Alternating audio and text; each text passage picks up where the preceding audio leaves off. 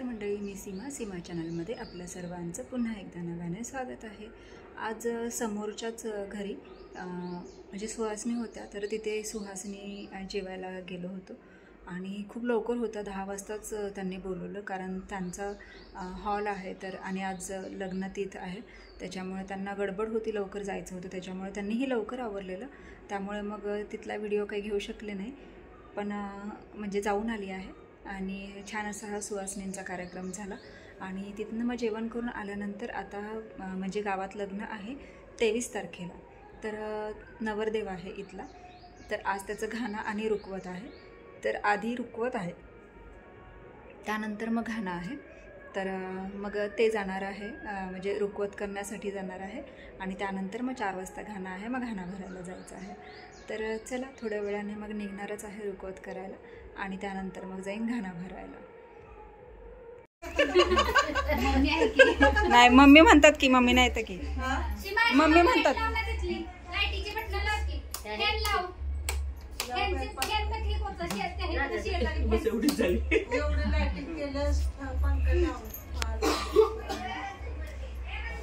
जाती बसती।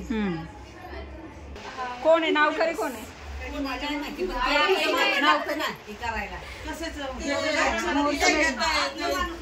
मुहूर्त मेढेचं कोण आहे?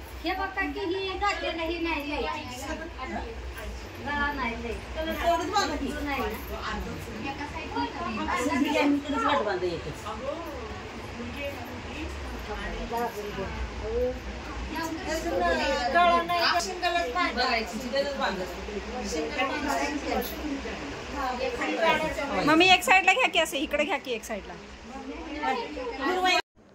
इकडे ना घाण्याला 5 बायका असतात नावकरी, आणि मुहूर्त मेढ रवायला सुद्धा एक नावकरी असतो। तर इथे दादांचं म्हणजे हे मोठे दादा आहेत, सासरेच आहेत, तर यांचं नाव आहे दामोदर, तर त्यांना म्हणजे मुहूर्तमेढ रोवायला इथे बोलवलेलं आहे आणि मुहूर्तमेढ सगळी अशी पूर्ण व्यवस्थित पूजन वगैरे करून घ्यावं लागतं त्याचं, आणि तीळ तांदूळ व्हावे लागतात। मुहूर्तमेढ आणि घाण्याला जिथे जातं म्हणजे जात्यावर हळद दळली जाते आणि गाणी म्हटली जातात, तर ते करायचं असतं। तर इथे आधी मुहूर्तमेढ रोवावी लागते, कारण मुहूर्तमेढीला खूप महत्त्व आहे।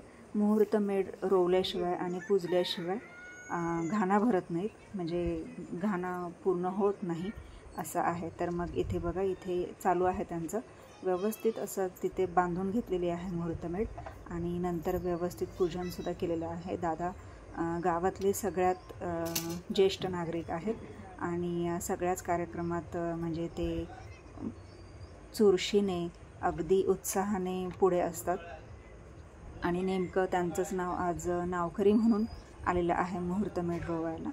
तर इथे सगळं बघा, काही जरी राहिलं तरी, आता सुपारी राहिली होती तरी लगेच त्यांनी सांगितलं की सुपारी हवी म्हणून, मग लगेचच सुपारी आणून त्यांना दिली आणि म्हणजे गणेश पूजन असतं तर ते करावं लागतं। गणेश पूजन झाल्यावर मग मुहूर्तमेढ म्हणजे जे पांढरं वस्त्र असतं, जे आपण नवरीला शिलकट घेतो ना, तर ते त्यातलंच थोडंसं वस्त्र मुहूर्तमेढ आणि जे जातं असताना तर त्याला हे करायचं असतं। तर ते जे पांढरं वस्त्र असतं ना, त्याच्यामध्ये 1 रुपयाचं नाणं, गूळ खोबरं, पानाचा विडा आणि तीळ तांदूळ, हळदी कुंकू असं ते सगळं त्याच्यामध्ये बांधायचं असतं आणि मग ती गाठ या मेढीला बांधायची असते। अशा पद्धतीत म्हणजे हे सगळं करायचं। तर इथे नवरदेव तुम्ही बघू शकता, नवरदेवाला इथे नाम लावलेलं आहे आणि पलीकडे वरबाप आहेत, हे सगळे कुलोरे आहेत।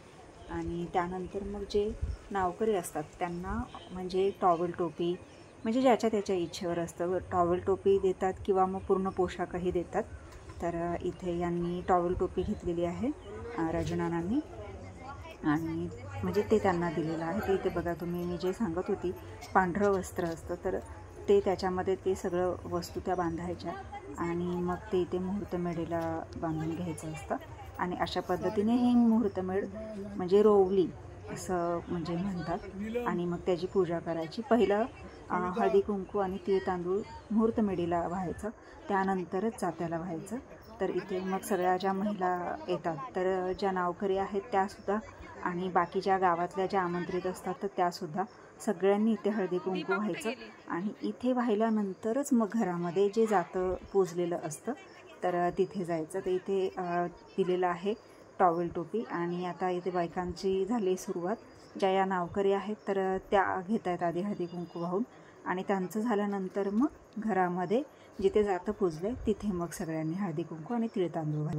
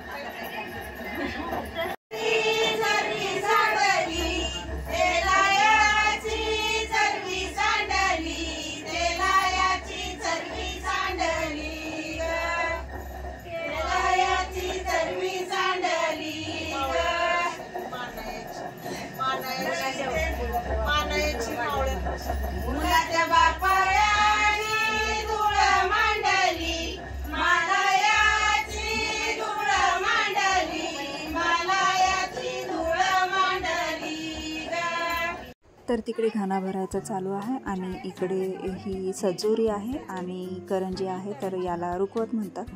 मग हे असं करायचं असतं पण आम्ही नव्हतो त्याच्यामुळे मग म्हणजे करायला यायला नाही मिळालं म्हणून मग असाच व्हिडिओ दाखवला आहे. आणि यांनी घर छोटंसं आहे त्याच्यामुळे छोटीशी छानशी अशी इथे घाण्याची जी डिझाईन केलेली आहे तर तीही खूप छान आहे.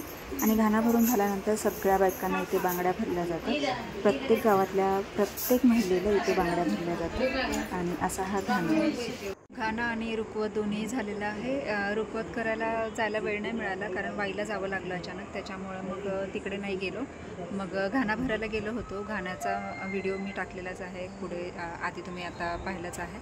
तर तिथून आता आली आहे बसली आहे आता जरा निवांत. पण तुम्ही आता वातावरण बघू शकता पूर्ण आभाळ आलेलं आहे पूर्ण म्हणजे एकदम असं एकदम जोरात पाऊस येईल असं वाटतं आणि त्यात पाखरं पण फिरत आहेत आणि वारंही खूप सुटले आणि हा नको तेव्हा येणारा पाऊस त्याच्यामुळे थोडंसं म्हणजे नकोही वाटते आणि पाऊस पडल्यानंतर वातावरण असं छान होतं त्याच्यामुळे असं म्हणजे हवासाही वाटतोय पाऊस.